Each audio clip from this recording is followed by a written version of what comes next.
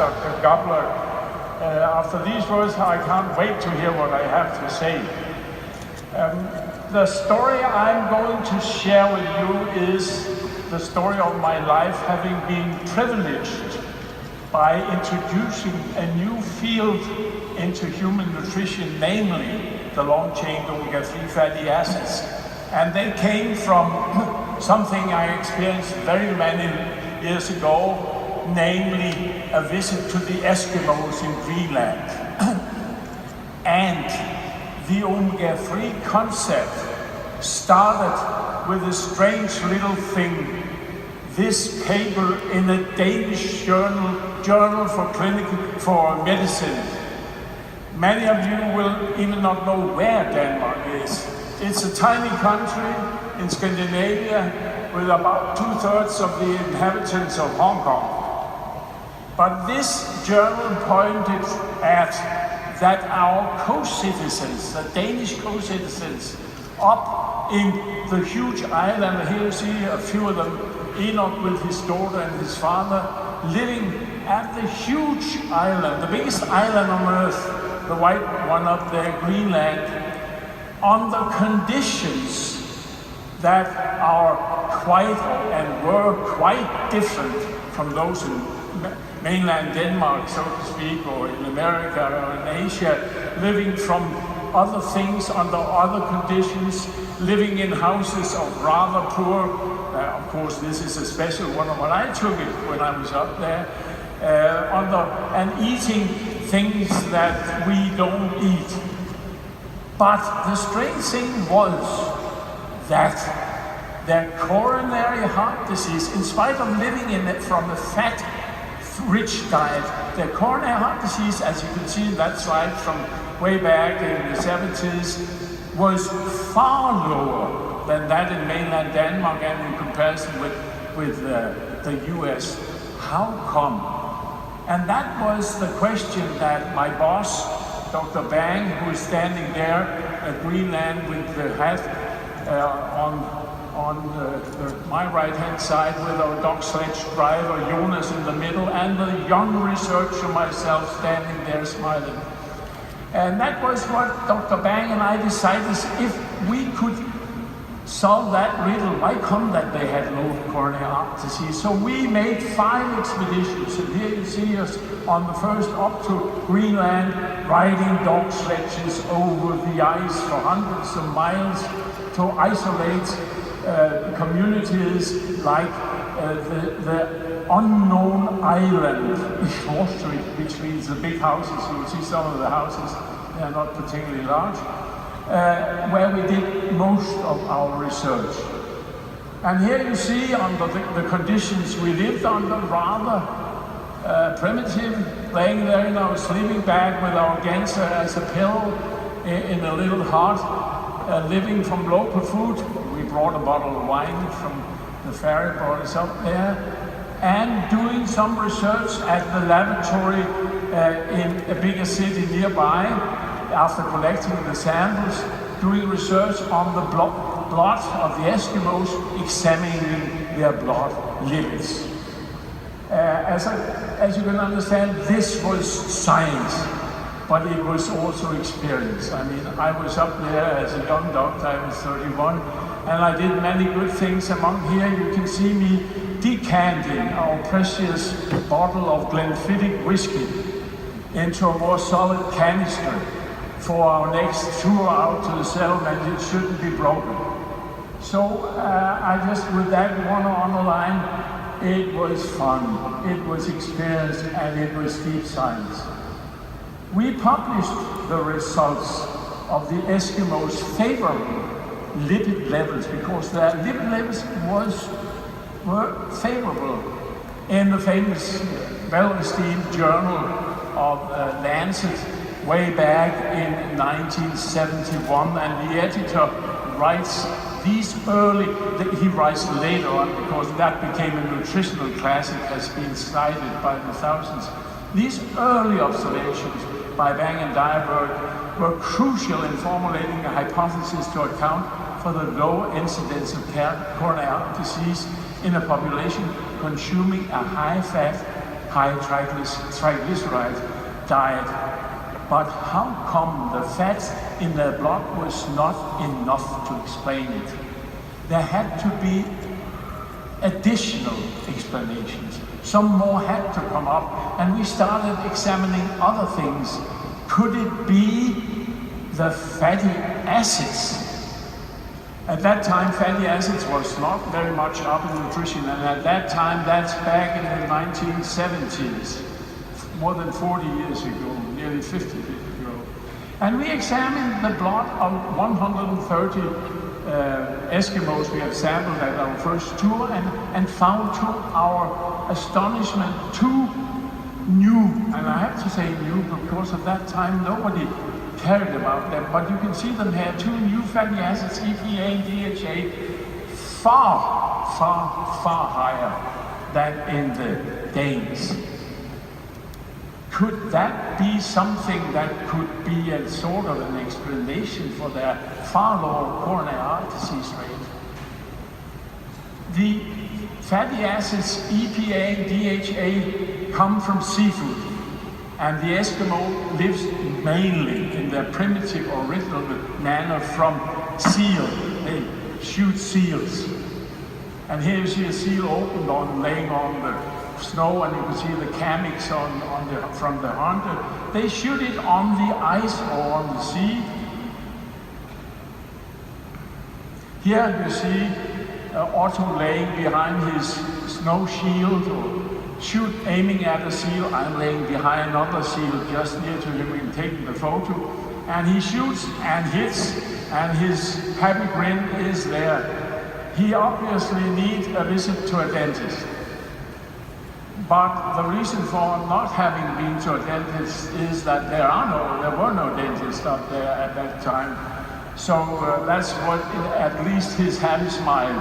The Eskimo hunter shoots or catches the seal, bring them back on their dog sledge to their home, carry them inboard, and place them on the floor in their only room. You can see him there again with his cammix, and laying on the floor. His wife has some soap up in the background for cleaning the floor afterwards. But then the wife cuts the seal up, and the Eskimos is provided with food, fat, skin, and fur for living, for everything. The reason for the Eskimos living from food from the sea is rather simple, because inland, here you see the city of Islotri, where we did most of our studies, is rather bare. You can't grow corn or vegetables or anything. You can shoot a bird now and then, but the food has to come from the sea. That was at that time. Nowadays, of course, they have a drive-through dog sledge McDonald's. No, this is photoshopping. This is just for the fun of it, hopefully. But to illustrate the changes over the time.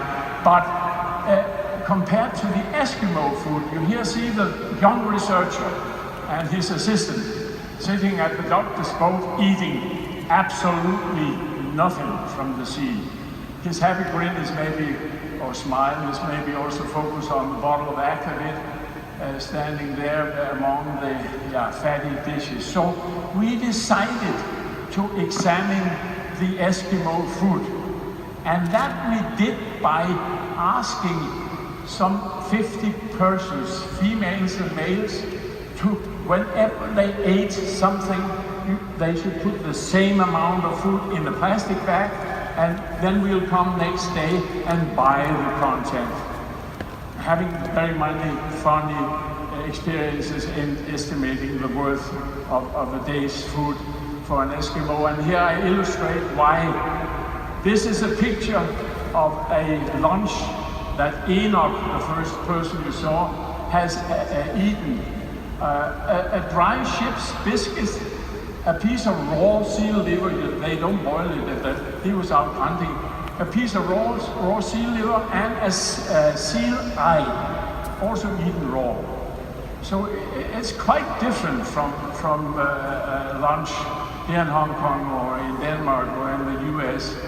And we, of course, collected it, homogenized it, and measured the amount of omega-3 fatty acids that the Eskimo ate on a daily basis.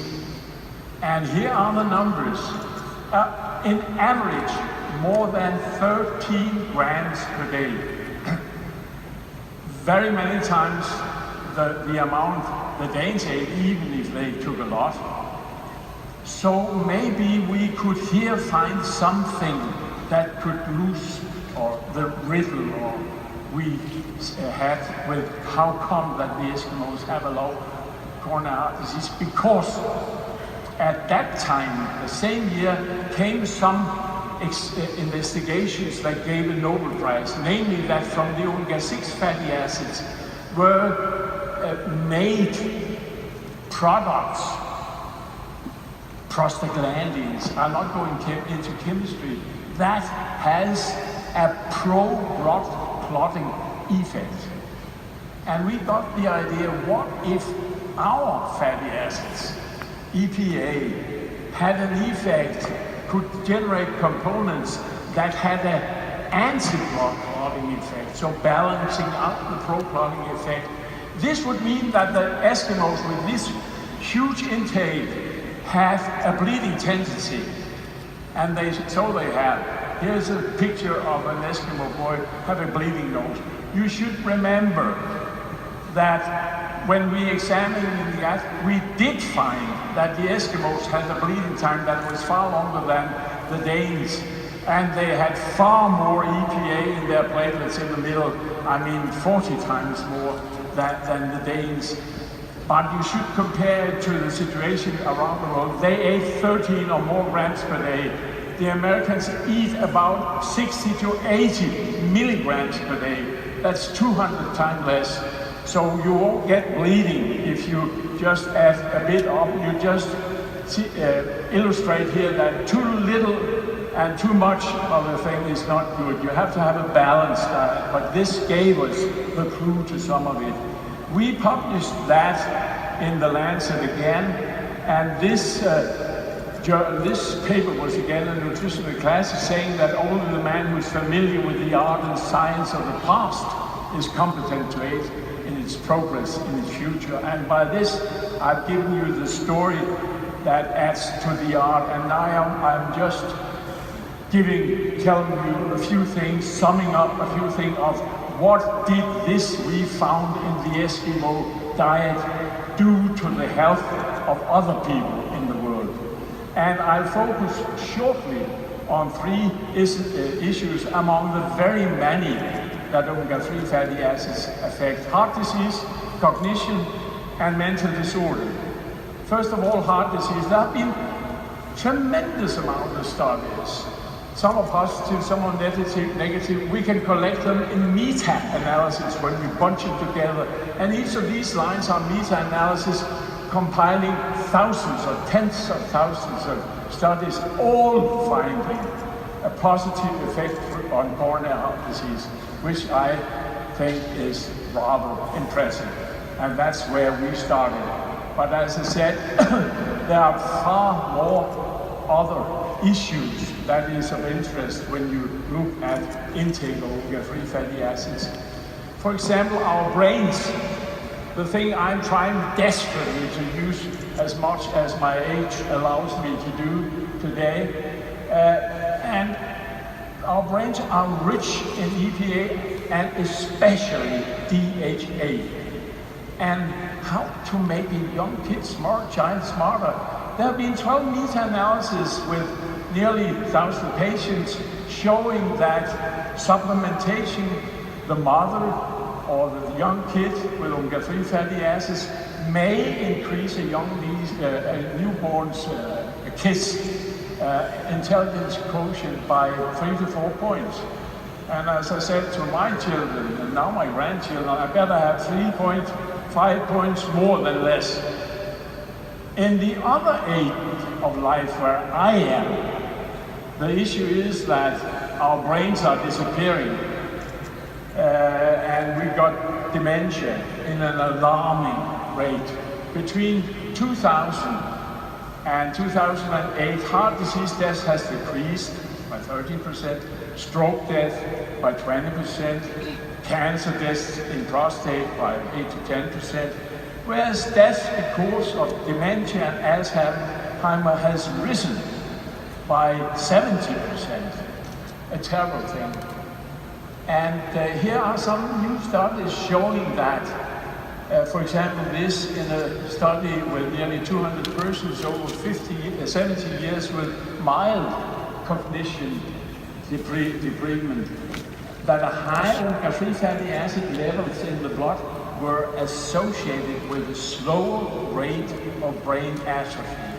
And this is a major thing, one that we should focus very much on, because dementia is the biggest burden health-wise on the Western societies and Eastern societies today. Then I'll finish up with the three things with cancer. You cannot cure cancer with omega-3 fatty acids, but you can lower the risk by providing what we need. And here's a summing up of a study in Washington of 70,000 residents aged over 50, finding out that persons who use fish oil supplements on 4 or more days per week for 3 or more years had a 50% lower cancer risk than non-users. That's not a cure, that's a prevention. That's very impressive. But do we get enough omega-3 fatty acids in our diet? No, we do not.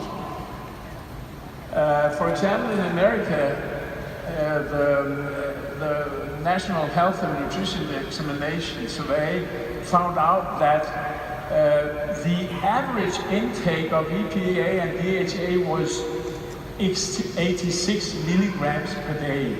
You remember the Eskimos had 13. 86 times 10 is 800, times 100 is 8 gram, and times 200 is 60 gram, but that's about this average, just illustrating that they are in the far away and far beyond, but we here are in the lower end, and we miss it. We should be brought up in a level of at least the triple of that.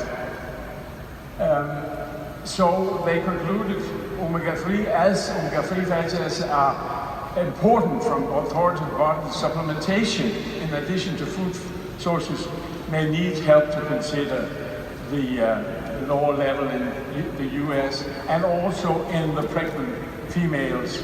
They should increase. Results demonstrate that omega-3 fatty acid intake is a concern in pregnant women and women of childbearing age. And I'll now end up in my last 2 minutes with 3 slides only for bragging purposes. This is the number of studies in this area. We started down there in 1970 with 1 or 2 papers in the Lancet. Now more than 30,000 papers. This is the field in human nutrition with most scientific papers basing it. But also the industry clap their hands because consumers are spending here in 2012 more than $25 billion globally, and many preparations have reached blockbuster status. So my old friend up there with his poor teeth can have a happy smile and smile to us all, saying that he gave us something good. And when I just sum up what the official body says, it's so that American Heart Association says eating only oily fish containing omega-3 fatty acids may help lower your risk from coronary heart disease, and the US Department of Health and Human Services sum up. Overall, the evidence supports the hypothesis that consumption of omega-3 fatty acids, fish, and fish oil reduces all-cause mortality, sudden death, cardiac death, and myocardial infarction. And I ended up by Googling, and when I wrote omega-3, which nobody cared for when we started, I got 53,400,000 hits that I read, each and every one of them, finding a lot of news. Thank you for your attention.